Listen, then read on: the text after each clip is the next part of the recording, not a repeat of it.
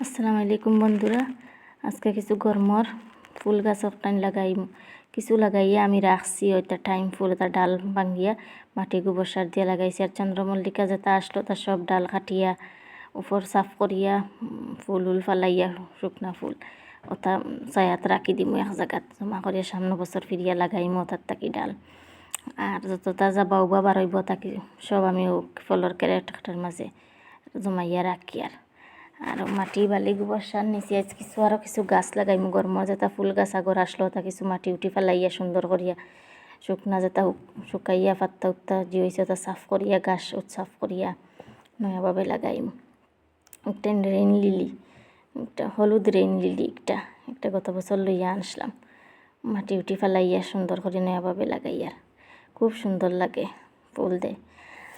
মেঘর আগে ওটা কিছু করিয়া রাখলে মেঘর সময় তো কিছু করা যায় না। ছোটো ছোটো টব টব আছে যেটা শীত আমরা ফুল উল লাগাইছিলাম ওটা কুলিয়া এখন তো আর গরম পড়ি যার গিয়া ওটা কিছু নষ্ট হয়ে গেছে গিয়া, সবজি উবজি তুলা হয়ে গেছে ওটা আজাইর করিয়া আর মাটি উঠি ওটা রোদের শুকানিত দিছি দিয়া ওটা তুলিয়া রাখি দিম।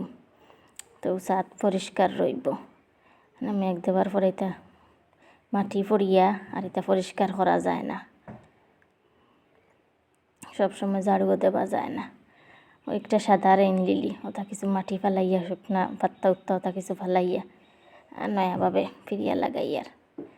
রেইন লিলি 3 কালারের আছে, আর একটা আছে আবার লাগাইছি না নিচে রইছে।